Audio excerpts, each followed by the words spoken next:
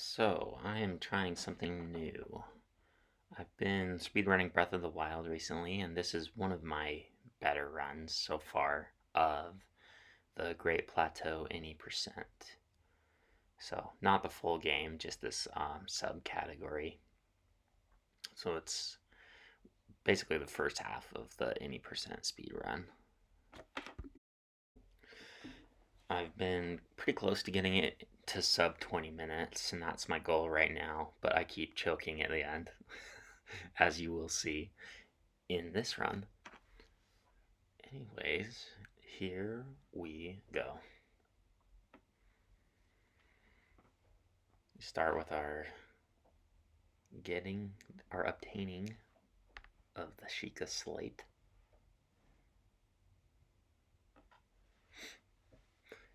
This run is funny because it's so fast paced, but it starts out with this. It's like run for half a second and then we sit here. And the timer actually starts when you first gain control of Link after you skip the cutscene at the beginning because there's some loading inconsistencies.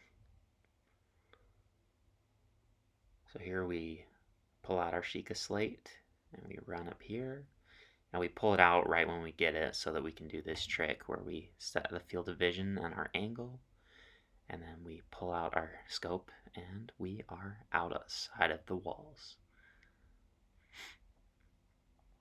And I'm still working on this too. This is definitely not an optimal wall climb. And we uncrouch to get out of the ground, which actually is a little bit more finicky than you would expect it to be. But once you know what you're doing, it always works the same way, but it took me a while to actually get that. We whistle to distract. Oh yeah, whistle sprinting. Most people know about that, but you can actually recharge your stamina and run slightly slower than a full sprint. And it also works to distract and get the attention of enemies, which can be really useful. And basically everything that I learned how to do, I learned from Limcube, who's a really good streamer of this game. So everything that I'm doing, I basically saw him do it in his tutorials on YouTube. And I copied it. So check out Limcube if you want to see a real speedrunner. So basically, anytime I'm shield jumping, it's to either get over a big patch of snow, or it's to where it's like thicker, or to catch a downhill slope, which makes you go faster. And here we need full stamina so we can make our 3 jumps and still be okay. We've got our bokoblin friends. We steal their arrows and their bow, and we run away. And here's fun. You catch it in the air by jumping. And we surf away. I look for this little black spot on the wall to jump. And as long as you're up on that bigger part of the wall, or the kind of slanted part of the wall, you usually won't die. There's me accidentally running up a wall. RNG manipulation, as the kids say. And here is our first shrine clip, which is one of the harder tricks in the game, where we set our skew, which is this little jerk that he does when he jumps. We set our angle and we jerk through the wall. And we stand up again, which this is another one that can be a little bit finicky, where you have to uncrouch at the right time to be able to access the pedestal. And we have our first shrine.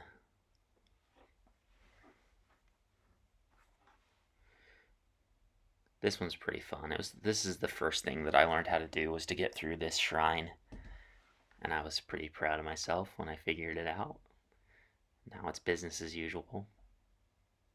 But the main thing about the Great Plateau any percent that makes it hard is this figuring out the shrine clips.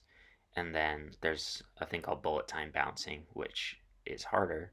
But actually now I'm having more issues with the shrine clipping. It kind of goes back and forth. But this is a fun shrine. It looks pretty cool when you go fast, where you're able to freeze this rock up there so you can skip a cycle. And everything's cycle based, so you have to skip the cutscene at the beginning right away to make sure that you can get on the platform and then across there. And then here's the hardest part, just jumping at the right time and then waiting to do your shield jump. That was causing me issues for the longest time. So here comes our first split, which happens when this cage of blue light explodes. So that'd be our split, and I'm pretty sure this one was gold, or a personal best split. I'm getting to here. There's plenty of things that can go wrong. The bokoblins can kill you. You can die from the cold. You can take 10 tries to get through the shrine clip. You can fail the shield jump and fall to your death and get a game over and have to start the shrine over. So there's always plenty of stuff that could go wrong. And here we have our first encounter with the old man. We skip a lot of encounters with him by going this way. And we pick the dialogue options 2, 1, 1, 2. Or no, yes, yes, no. I think 2, 1, 1, 2 because it's 2112, which makes it a Rush reference, which makes it awesome. And then we mash through the rest of the text.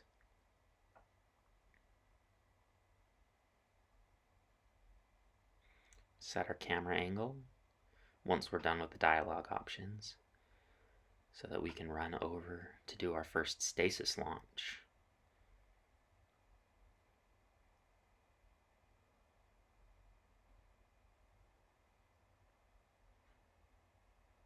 Three hits and an arrow shot. We pick up our arrow, and there we go. That one's fun. That's another one that has caused me endless frustration. It's really not that hard, which is why it's more frustrating when you screw it up. But here's our first bullet time bounce. These are probably the best, the coolest, and most impressive looking thing, where you get the angle and you go flying by exploiting the physics engine.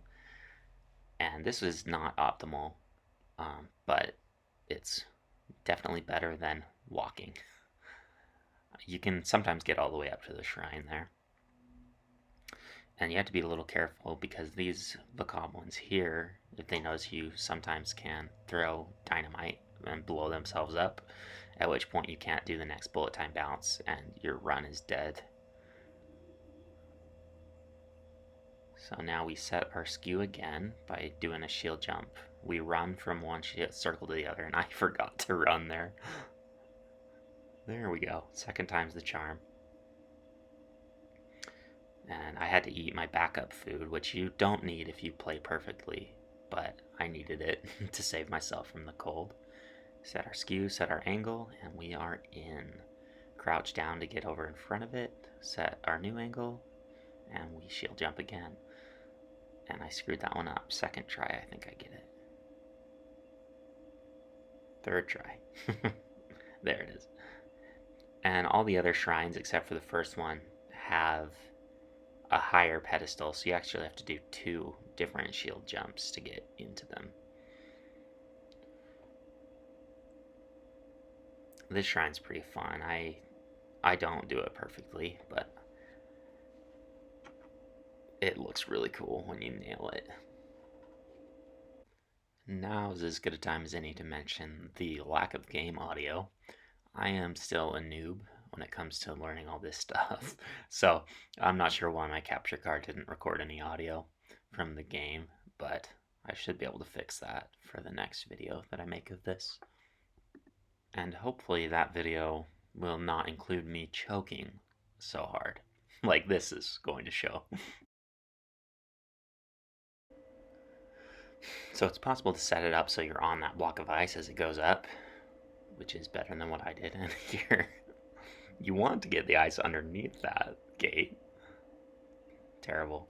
And this is awesome. When you nail this, you can shield jump and jump up top, but I accidentally locked on to the little mini guardian there.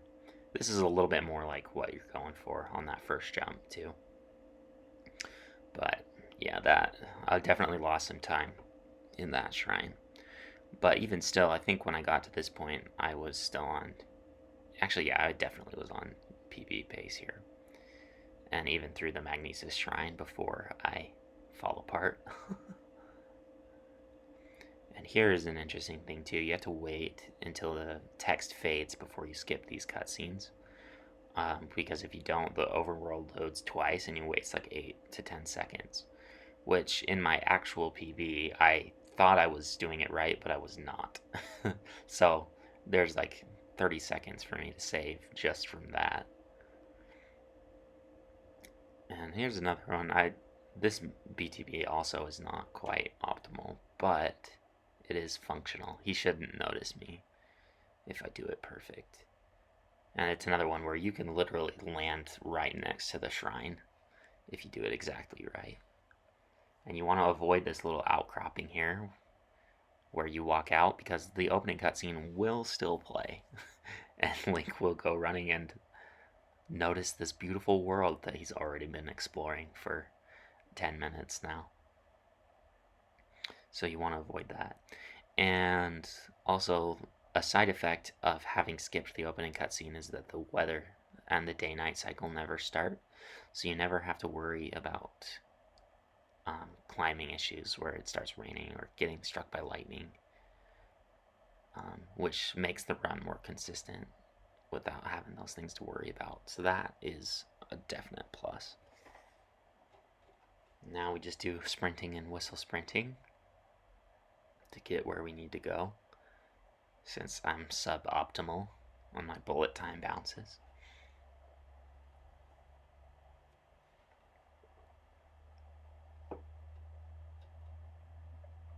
Shield jumping into the water is better than diving.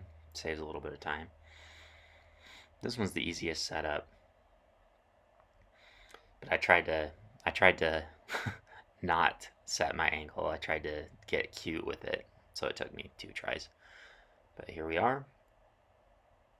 And this might have taken me 2 also. No. There we go. I did one of them pretty good. So it's like any one of those bullet time bounces or shrine clips can give you trouble on any given day, at least when you're at this level. Some people probably don't have too many issues, the ones that are really good.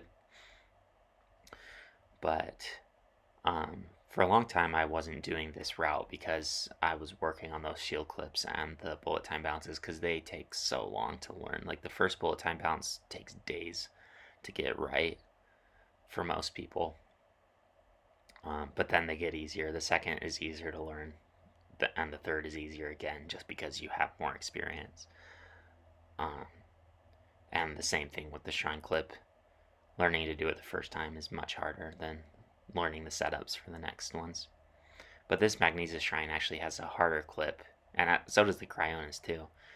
So that I have harder strats that I can learn, but right now I'm going for stuff that's more consistent. Here's me getting trapped behind a box. And here we run at a slight angle so that we don't get hit by our laser beam there, because that would suck, especially if you fell in the water. But you can always use Cryonis to get yourself back up. So here we are. We're on PB pace. I could have gotten a sub 20 if I had done the rest of the run well, but I sure didn't. And you'll see it quite soon. And we just have our one shrine left to get, which is our bomb shrine. And this looks really cool if you get it right, but unfortunately I did not. Where we pick up our little piece of metal and we charge it up with stasis, but I didn't get it. You want it to be further back, more in the middle of the pond, because if you don't, it's too low and you can't really charge it. So I just gave up and ran. But it would throw you over to those bokoblins, and then you set up another bullet time bounce, which will take you right to the bomb shrine. So this is kind of my walk of shame moment, where my sub 20 starts fading away, and I just have to deal with it as I run.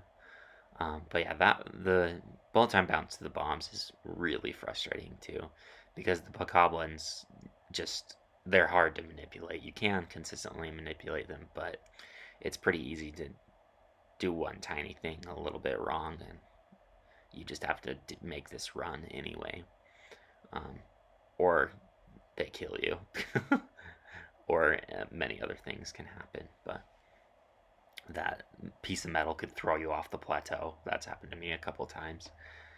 So yeah, anything where you're exploiting the physics engine, things can get funny and interesting. So I'm just avoiding these guardians because if they notice you, it plays a cutscene and you lose a few seconds. So here we are at the bomb shrine, and this is allegedly the easiest clip, but it, of course, is the one I have the most trouble with. I finally started getting consistent skew there, so that's nice. So that's the easy part. This is the annoying part, where I just try to get this angle right. And I think I did it right the first time, except I unequipped my shield a tiny bit too late. And then I ended up in a world of hurt because of that.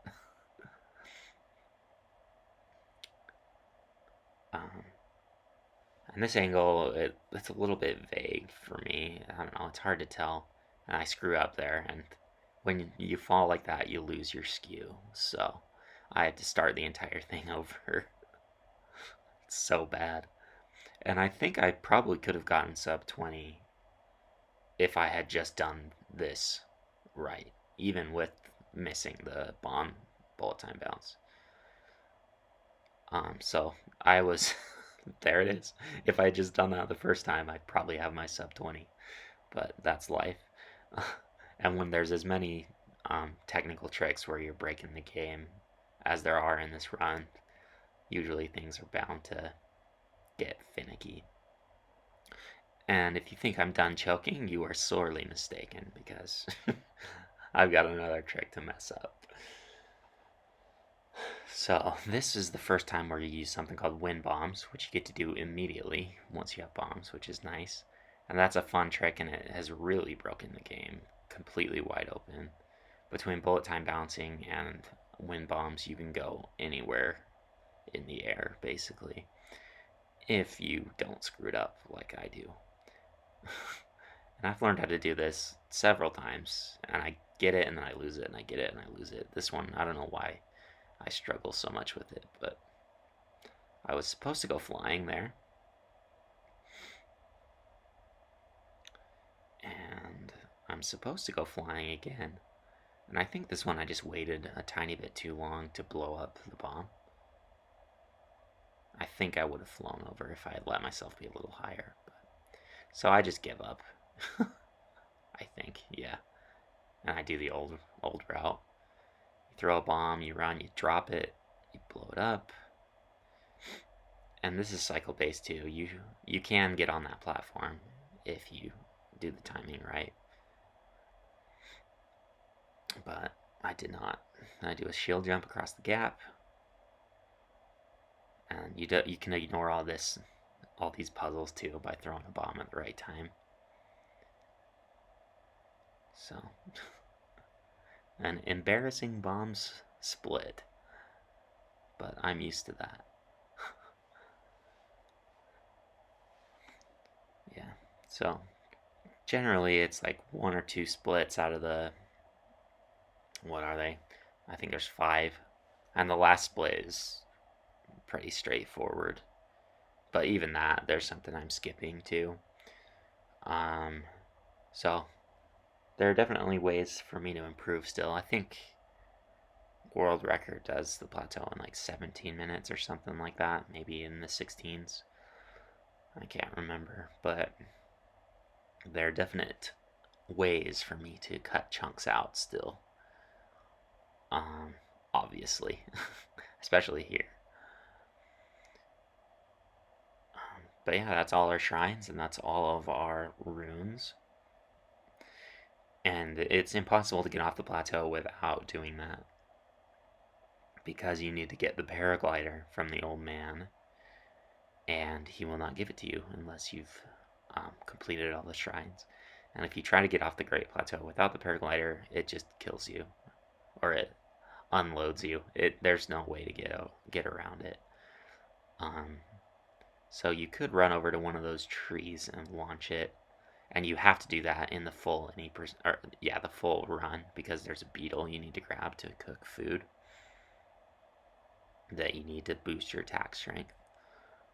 But that's a finicky trick that, I've done it, but getting it consistent is just a pain, and it only saves a few seconds anyway for this category. So we just run again. So hopefully I'll have a 20-minute or a sub 20 soon. Getting close. Just need to do all of them. All of the tricks, not just some of them. Or at least most of the tricks, and not choke at the end on my last 2 splits.